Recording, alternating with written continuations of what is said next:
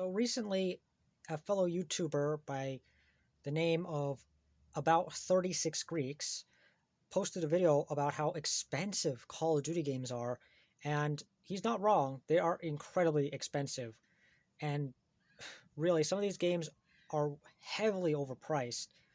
So I have here on my Xbox One um, a whole bunch of Call of Duty games that you can buy on the store. So Black Ops 2 is $50 still, even though that game is almost 10 years old now. Black Ops is 30, World War is 30, Vanguard is on sale and it's 48 bucks, but honestly I don't think that game's worth 48 bucks. Modern Warfare, maybe it's worth 40, maybe, but that's a hard maybe. If it were 20, I'd buy it. And of course we have Call of Duty 2. That game came out back in 2005. What, 17 years ago now? And that game is, well, 20 bucks. A lot of these games are definitely worth a lot less than they're actually selling for. And hopefully with Xbox Game Pass, with Microsoft buying Activision Blizzard, hopefully all these games get put onto Game Pass at some point.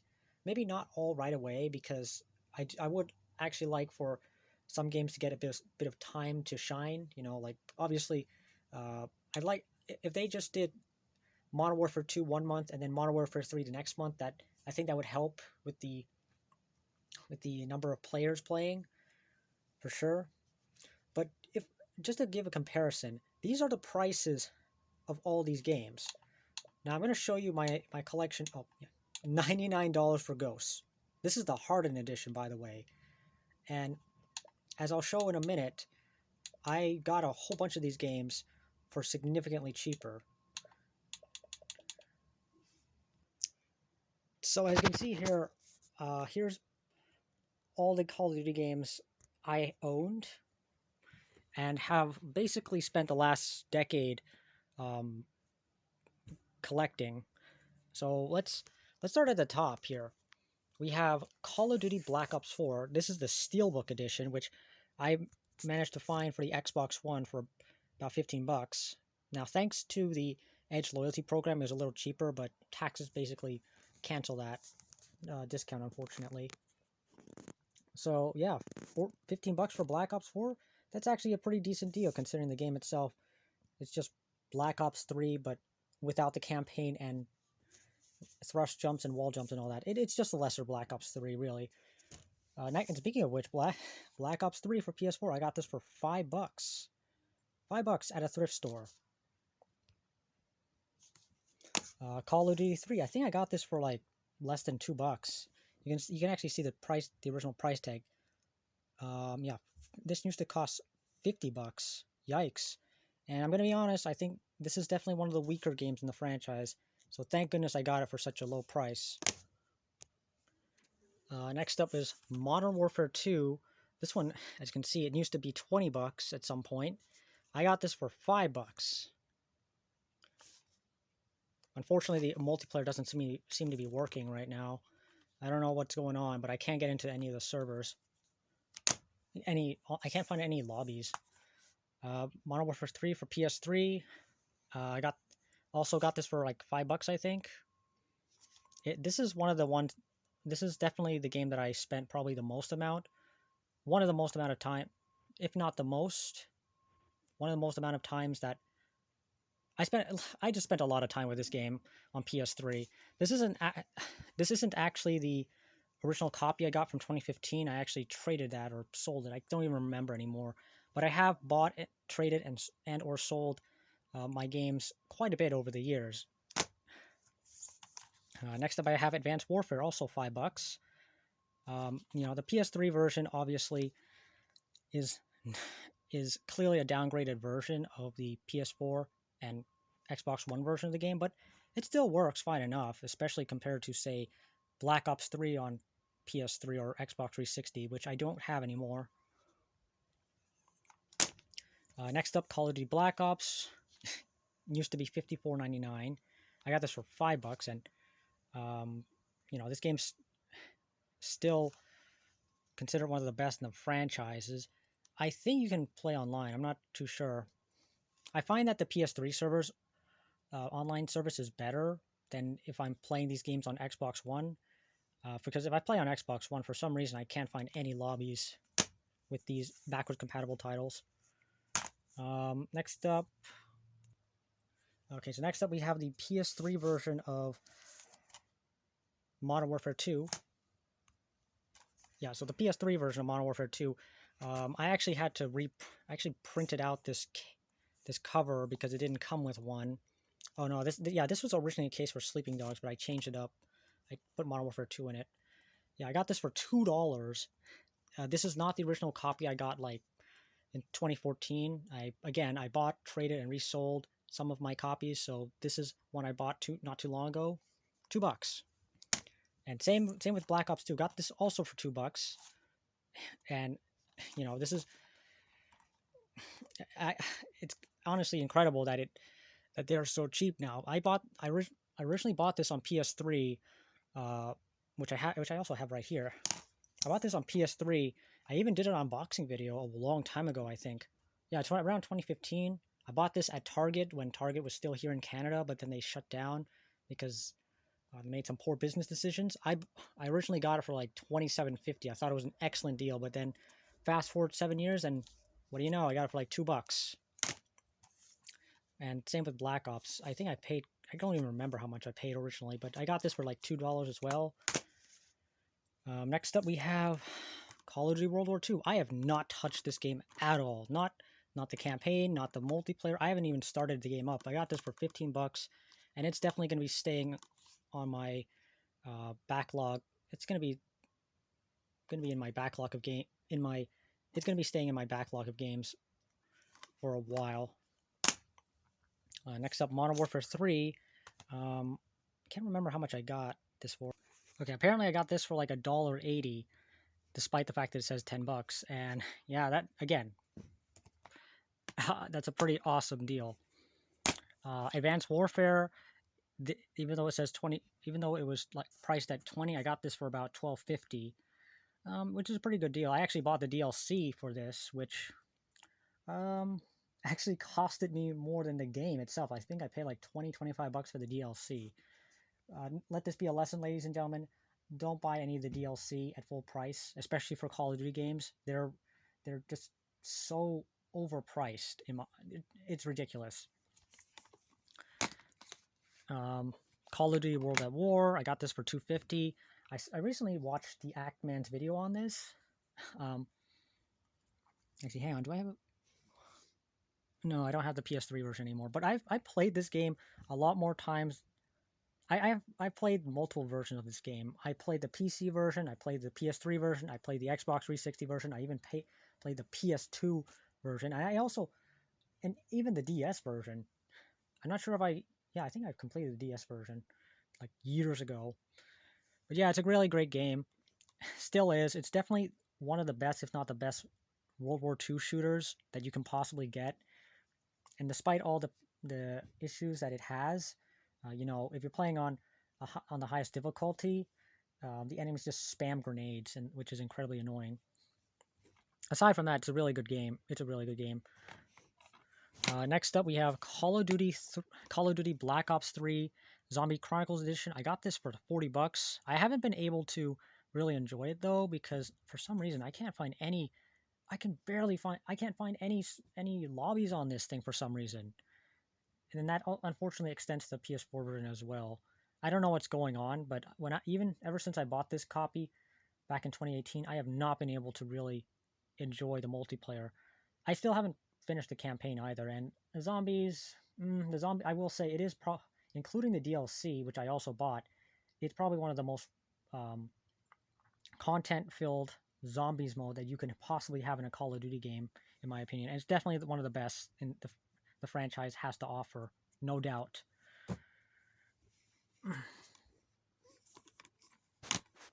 Yeah, I got this for $40, and I also paid for the DLC. I think it was like $25 as well, 25.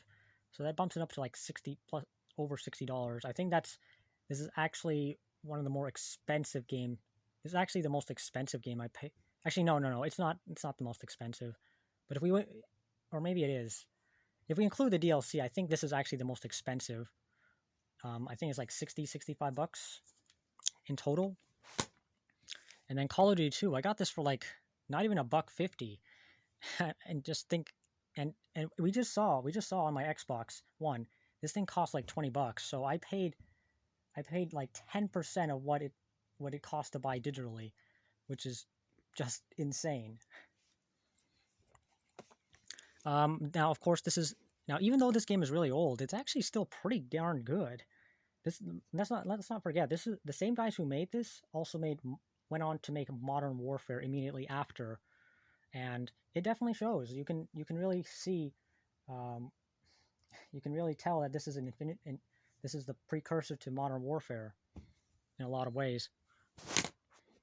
Next up, we actually have probably the most expensive game for which I bought. It's not okay. Well, technically it's not, but technically it is, because I have here the Call of Duty Infinite Warfare Legacy Pro Edition. It comes with the base game, comes with the DLC as well, comes with the Season Pass, I should say, and also comes with Modern Warfare Remastered on the disc. Okay, well, the license to Modern Warfare, you still have to download Modern Warfare, which sucks, but still, I think it's a little better than the PS4 version, which comes with a download code on it. So, but yeah, it's definitely the most expensive Call of Duty I paid for.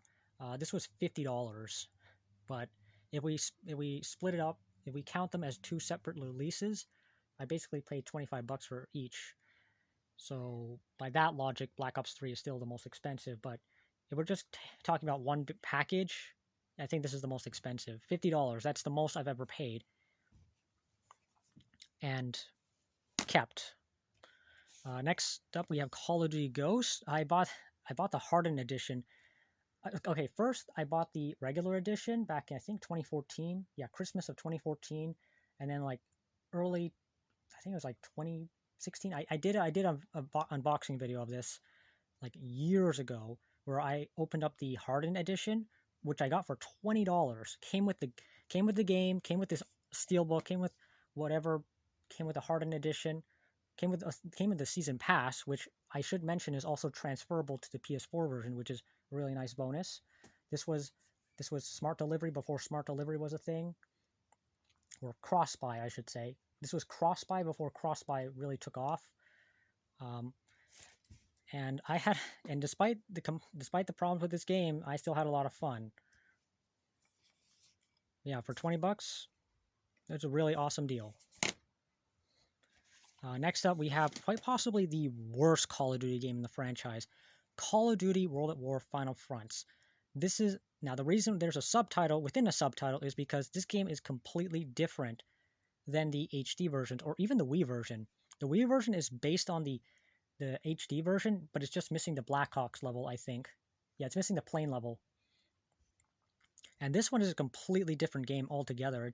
It does bear some resemblance, but it's nowhere near as good. It's really, really not great. It's a campaign-only experience that lasts, like, I think 3, 4, 5 hours. I don't remember. It's really not that great. It's even compared to the other games that I'm gonna bring up in a minute. It's really, really poor, and probably the worst I've ever played. Please do not play this game. I mean, maybe play it if you're just to punish yourself, I guess, but really, it's not a good experience. It again, no multiplayer, so you're just limited to campaign. Next up, we have the original Call of Duty Game of the Year. Okay, well, it's not really Game of the Year edition, it's just the regular game. This is the original PC version from like 2003. I think this was like $5. Oh shoot, that actually reminds me. I paid 15 bucks for Final Front, and it is not worth 15 bucks. Do not get this. Yeah, I paid like, I think like $5. I don't remember it. I mean, it says $2.99 here, but I don't know. I don't even remember anymore. I remember being the first game of the franchise. Of course, there are a lot of limitations. Really, there is no reason to go back and play this unless you're like a Call of Duty enthusiast. There are so many other better games in the franchise you can play, like World at War, which I also have for PC. Got this. This is actually the first version of the game, first version of World at War that I picked up like 10 years ago, I think. almost 10 years ago. I remember actually trying to play this on my desktop, and it crashed my desktop. My desktop is a potato. It can't run this game. And then I tried playing it on my dad's laptop. It was playable, but oof, boy, it's pretty clear that my dad's laptop was not up for the job, because the game ran at a pretty abysmal frame rate, and yet I still managed to get through the game, and it was a really fun game. It really was. As I stated before, but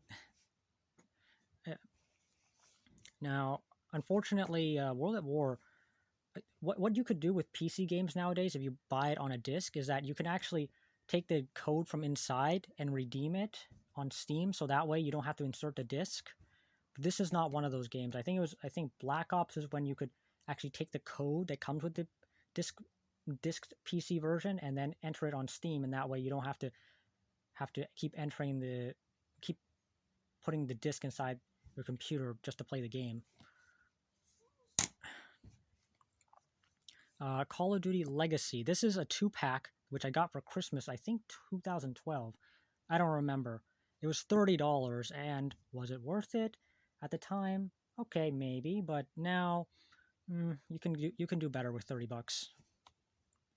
So of course, you got Call of Duty Finest Hour and Call of Duty 2 Big Red One. Now, Big Red One was released around the same time as Call of Duty 2 on Xbox 360. So we basically got 2 Call of Duty games released at the same time.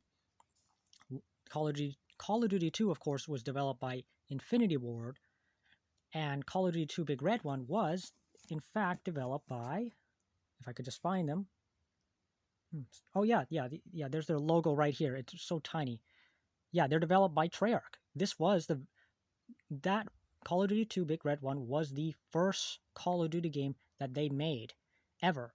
And immediately after release, they got stuck working on Call of Duty 3, which they only had like less than a year to work on.